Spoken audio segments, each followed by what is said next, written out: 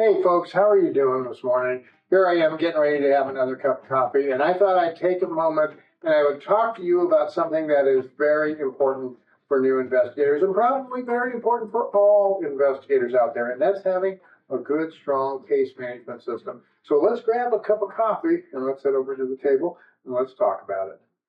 Well, welcome again. I want to talk a little bit, as I said, about case management systems for private investigators. I think this is very important to make sure that you, as a professional private investigator, have a good, solid case management system. And a case management system, folks, can be a lot of different things. One of the things is to document everything that's going on in the case for your own notes, so you know where everything's at, so you know what's going on when you get back to the office. You are able to write a report, send updates to your client, things like that, and you know exactly what happened out in the field. Now, the other part of case management systems is managing all of your electronic data, all of your different files, your videos if you have that, photos if you have that, different pieces of discovery, different pieces of evidence that you've gathered along the line during the investigation. This video is sponsored by OREP Insurance and Working PI Magazine. OREP is a leading provider of private investigator liability insurance. Visit orep.org for a quote today. What I'm going to talk about right now, though, is case management systems that allow you to track where you're at. So you can, at a glance, look and you can tell, where am I with all of my cases? How many cases are on my desk? How do I get hold of my clients? What are all my notes? What have I done? What do I need to do? Things like that. So what I want to do is I want to introduce you to a couple of resources that I have for case management systems. This is the Private Investigator's Case Management Journal. This is the new 2022 version. Now, this is just a proof copy. That's why I have it here, but it is actually out already. This is the 2022 copy, the hardback copy. I also have it in the paperback as well for people. And I'm not just telling you this to try to sell you on these books. I don't make a ton of money off of these books, but they are selling like hotcakes.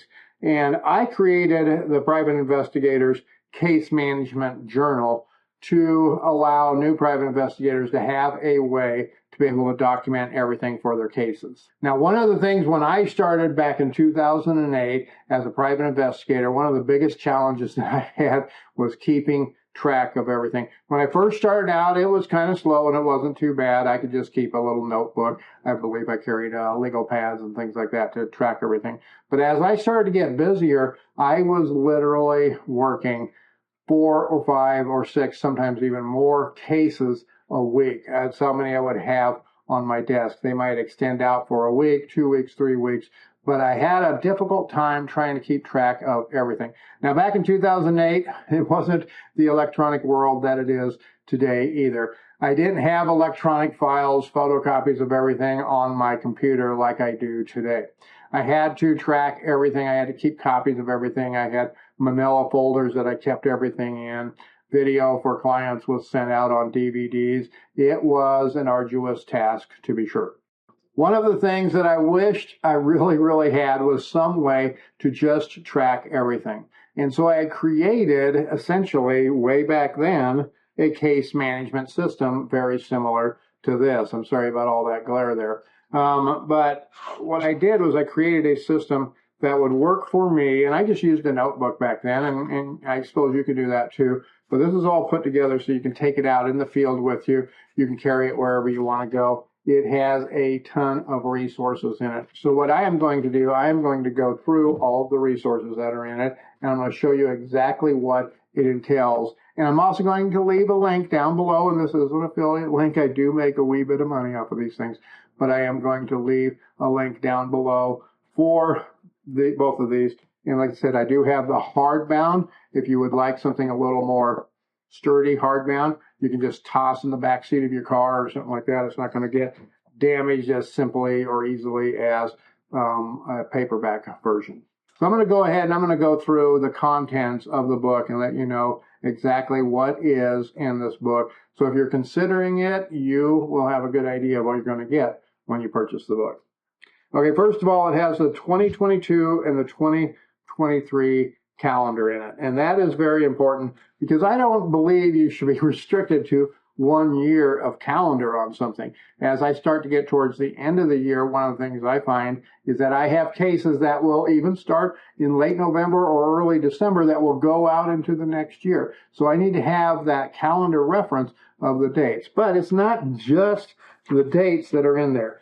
The USA holidays and observations are in there as well. So you can, at a glance, look and you can see when Independence Day is. Of course, we all know that's on July 4th. But when is Mother's Day, Father's Day? When is President's Day? What day is Halloween going to be on? Things like that. So the next item that I'm going to cover is the annual goals. And annual goals, folks, is very important for any business person out there. And I have this broke down into short-term goals, mid-term goals, and long-term goals.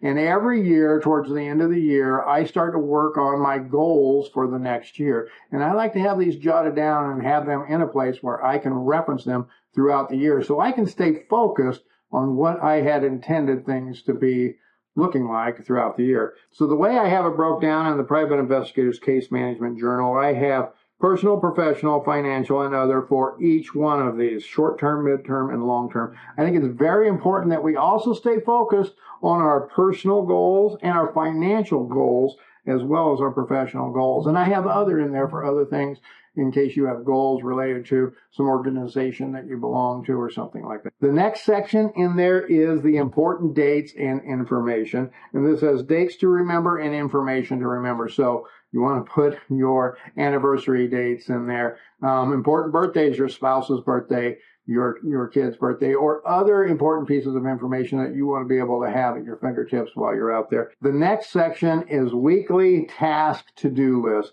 This is huge for me, and I don't always follow the protocols for tasks and to-do lists. And I know if I get off track, sometimes if I don't have my list, then that can lead to, well, disaster. Sometimes I don't always get everything done the way I expected them to do. So this actually has 52 weeks of task lists for you to put in. And you can check off what day of the week it is. You can write the task there, and you can write what week it is. So there's one for every week of the year for you to be able to get through and list all of your weekly tasks and to-do list. And then there is the customer contact information section. And I know, folks, we all have one of these. Cell phones are great. Smartphones are wonderful. They carry a lot of content. But sometimes you just need to look for something really quick. You're looking up something, and if you got to pull up the phone to give a contact to somebody, yeah, it's okay, but you're like fumbling through and looking. Here, you can just flip the book open right to the customer contact information sheet. And right here you have the contact name, the company name, the address, city, state, and zip code, of course. A couple of lines for phones, a couple of lines for emails, and then a large section for information that you can put about that client. Okay, the next section is really big for private investigators, for any business person for that matter. It is a mileage records log. And this is really important for you to make sure that you keep track of all your miles that you drive for your vehicle for tax purposes. Now, you're going to want to talk with your tax professional to figure out what's best for you, whether you want to take mileage or you want to take expenses for your vehicle, but you can only take one or the other. But right here is a place where you can keep all of your mileage records right in your own journal. The next section in this book is the case information logs. And this is a log where every time you get a case, you're going to write in there the client name, the subject info, and what page number it is in the book. And then there's the actual case information logs for each case. And this is really big. This is one of the things that I wished I'd have had because I was just duplicating this in a legal pad way back in 2008 when I got started. So in each case information log file in here, what it's going to have is a couple of sheets, 2 sheets for every case. And you can extend these out if you need to extend them out if you need more space. But it's going to have information for you to put in there, the client's name, the date, the subject of the investigation, whether that is an individual, a place, or whatever it is, and a due date in case there's a due date on that. And then it's going to have the investigation request summary. And then I have the investigation notes. And that's literally a page and a half of investigation notes that you can jot things down when you ended up going out there, what day you went out, what time you started, what activities you saw. If you need to jot down license plate numbers. Well, you just grab this bad boy right off of the seat of your car or wherever you're at, and you can just jot down notes on the fly right there on the case.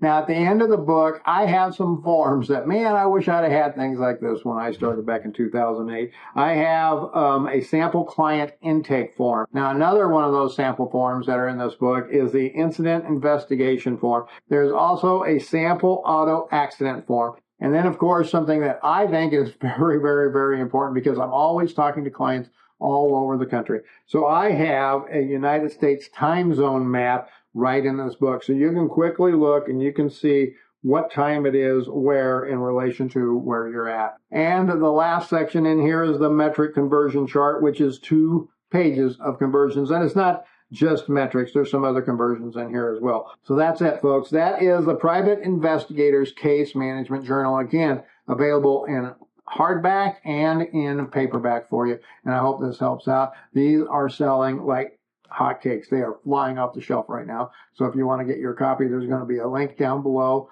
for you to do just that.